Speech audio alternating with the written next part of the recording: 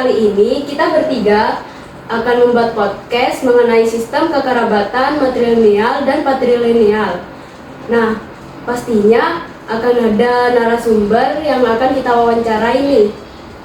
Kebetulan banget di kosan orang tuaku itu lagi ada Mbak Padang. Kita akan menjadikan Mbak itu sebagai narasumber kita. Tapi sebelum kita mulai podcastnya, kita perkenalan diri terlebih dahulu kepada kalian semua. Dimulai dari saya, Syafira Putri Korata Aini, nomor absen 29 dari kelas 92.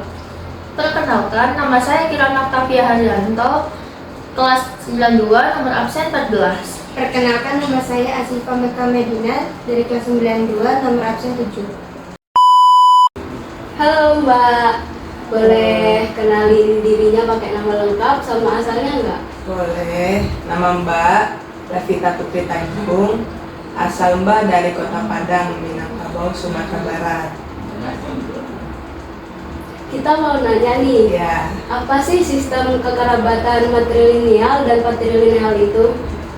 kalau yang Mbak tahu ya, matrilineal itu dari suku Mbak, orang Padang. Kan nama Mbak itu ada Putri Tanjung. Ya. Nah, kalau Tanjung itu karena diambil dari sukunya Mamah. Mamah itu kan ada Mamah juga namanya belakangnya Tanjung. Itu tuh suku Mamah. Oh berarti ya, ikut matrilineal? ya ikut matrilineal.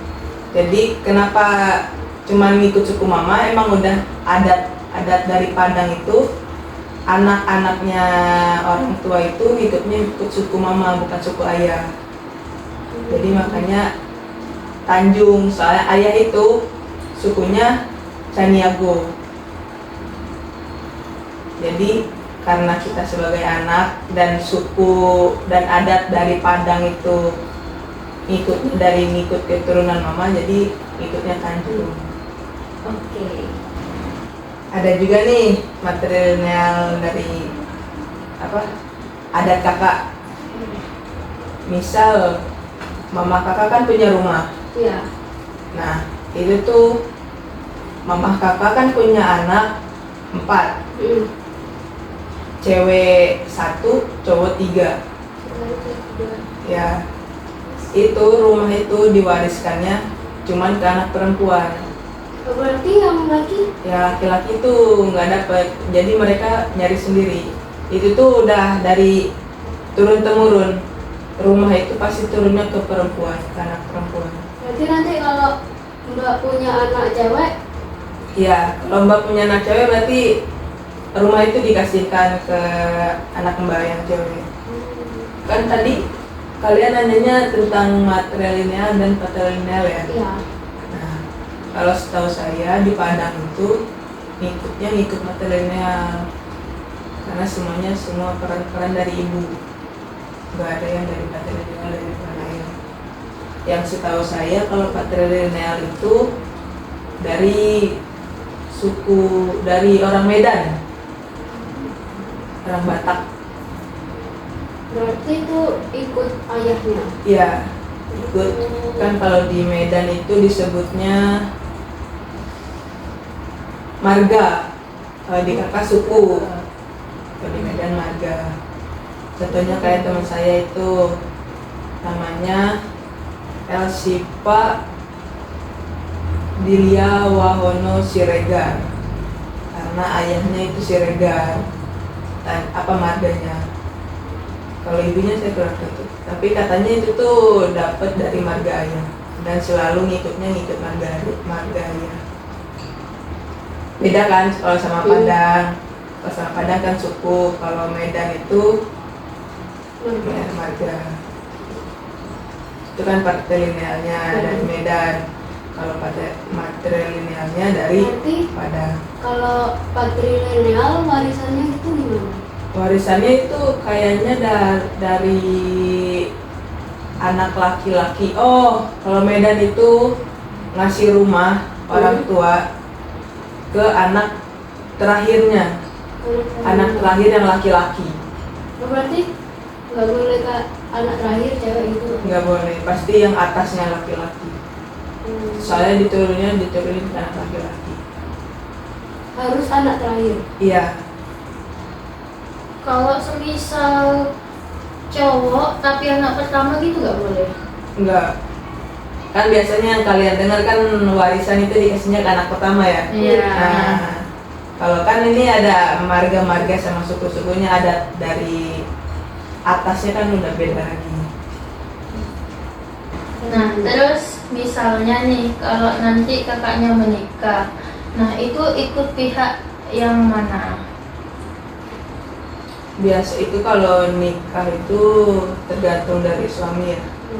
Ikut ke rumah suami atau tetap stay di tempat istri. Nah, kalau misalkan tentang pernikahan, kalau misal saya nikah sama orang Padang lagi, saya yang melamar laki-laki. Oh, Nah, yang kalian biasanya kan laki-laki cowok kan. yang lamar cewek. Kalau misalkan Padang sama Padang, cewek yang melamar. Istilahnya kalau di Padang itu namanya dibeli. Iya, iya beli cowok. Iya, namanya beli cowok. Jadi, iya lamarannya itu dikasihnya ke cowok.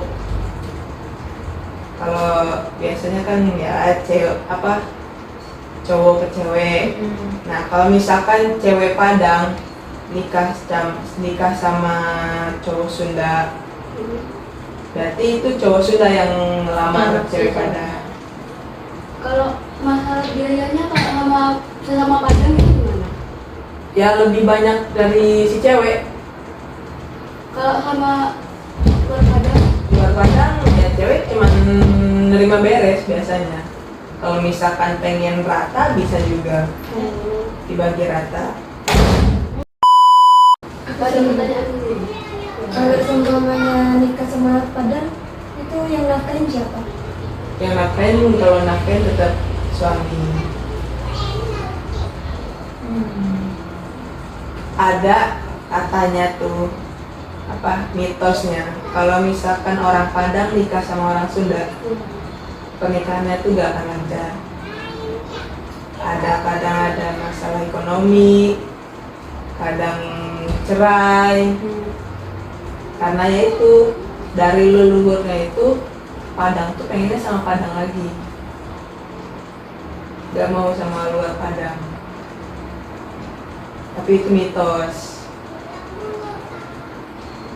Ada aja tapi yang nikah sama luar Padang masih tetap lancar sampai sekarang. Kalau orang Padang nikah sama orang Sunda itu terus kan punya anak, warisannya itu gimana? Ya orang Padang yang mana? Yang cewek. Warisannya tetap ke anak cewek. Oh, jadi Tetap lebih ikut ke ibunya. Iya. Terus kalau misalkan mau ngasih anak suku dinamanya bisa, enggak juga gak apa-apa. Karena kan sama luar Padang. Jadi itu jadi kesepakatan bersama suami istri. Jadi meskipun suaminya gak punya kayak nama suku itu gak apa-apa. Gak apa-apa. Tapi nah ini bedanya kalau di Medan. Biasanya kan kalau Medan itu udah pasti rata-rata punya marga tuh. Iya. Kalau orang Medan nikah sama luar Medan, nah yang orang luar Medan ini mau gak mau beli marga. Ya, tahu kan? Iya. Beli Ada marga. dengar. Jadi ngeraya bikin adat apa sih namanya? Ya kayak syukuran gitu dengan cara beli marga.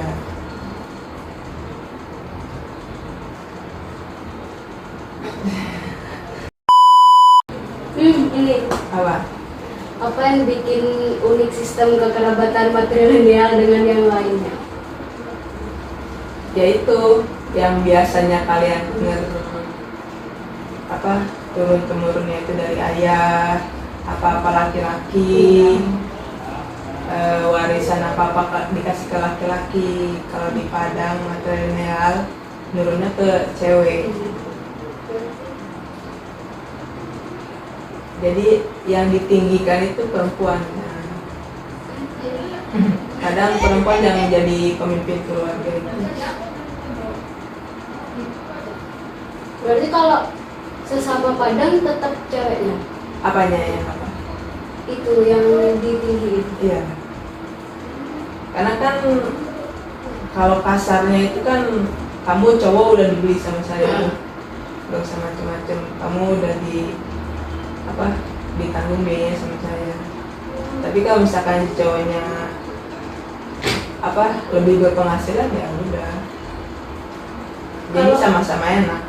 Kalau bentrok gitu gimana? Maksudnya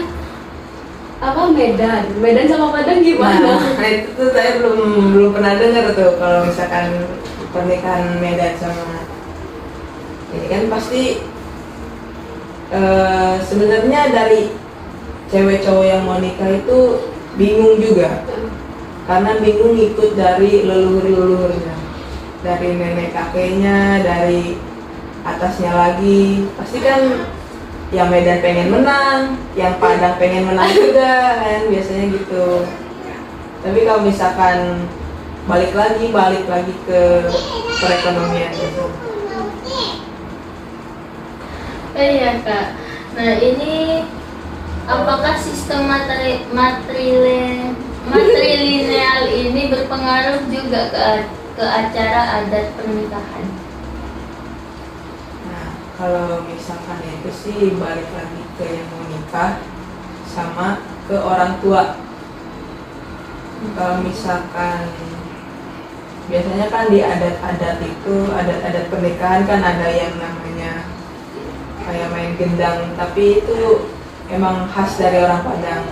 Kalau misalkan yang nikahnya nggak mau ada itu, ya nggak ada. Jadi baik lagi kalau misalkan yang nikahnya kan biasanya yang adat-adat itu kan yang pengen orang-orang tua.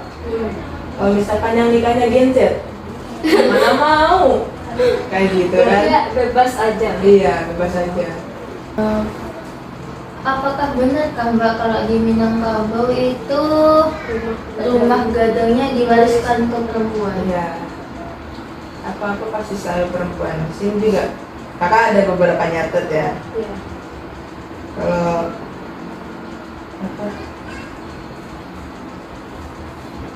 rumah gadang, nah dihuninya itu sama keluarga besar rumah gadang itu. Tapi iya semua. Kalau misalkan ada acara kumpul Idul Fitri atau apa yang lain, nah kumpulnya pasti di rumah gadang.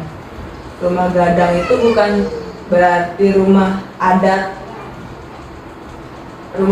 Minang yang gadang, tapi rumah yang kayak rumah biasa gitu. iya, rumah biasa yang selalu jadi titik kumpul buat keluarga di sana. Kalau nggak ada acara besar gitu gimana? Ya gak apa-apa, pasti kumpulnya di sana, di satu sisi, di satu rumah itu. Berarti meskipun nggak ada acara gitu, semua ngumpul di situ. Iya. Jadi ini nenek saya kan punya rumah di Padang. Anak-anaknya ada yang di Padang. Nah itu tuh pasti rumah itu diturunkannya ke anaknya dulu kan, yang perempuan. Nah kalau misalkan rumah itu diwariskannya ke mama saya, otomatis nanti kalau misalkan mama saya gak ada nih, udah gak ada, diwariskannya itu pasti ke saya atau enggak ke kakak saya yang cewek gitu. Pasti dari generasi ke generasi pasti perempuan terus.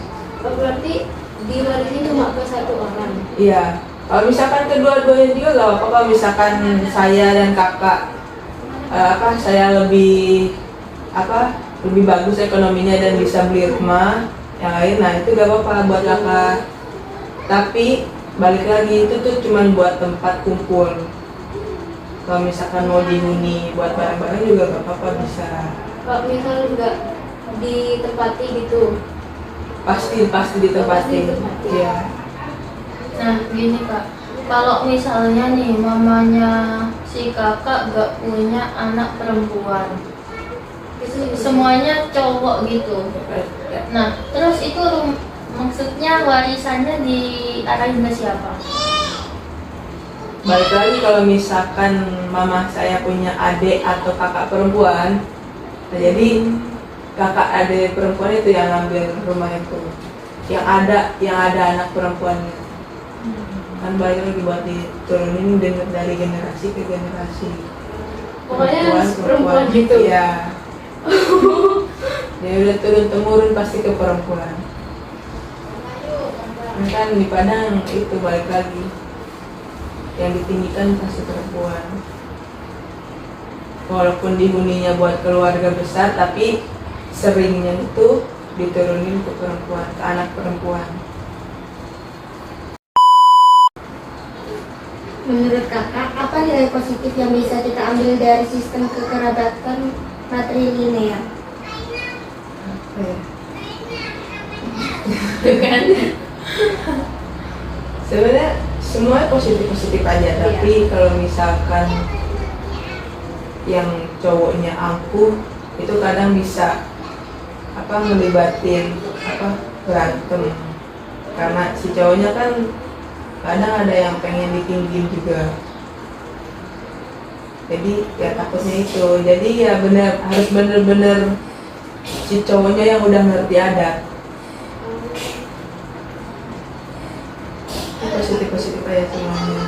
Jadi kalau misalkan si cowoknya ngerti adat, si cewek ngerti adat, keluarga cowoknya ngerti adat, pasti aman-aman aja semuanya. Nggak ada yang tersinggung kalau misalkan pihak perempuan itu ditinggikan. Mungkin itu aja yang bisa kita tanyakan. Terima kasih, kita enggak sedikit banyak kita mengerti. Tentang materi. Iya, dan patrilineal. Iya, sama.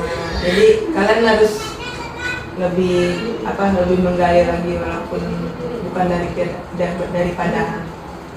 Pasti masih banyak itu tentang matrilineal dan patrilineal dari suku-suku lain. Oke. Dah? Jadi, Ya. terima kasih ya. Ya.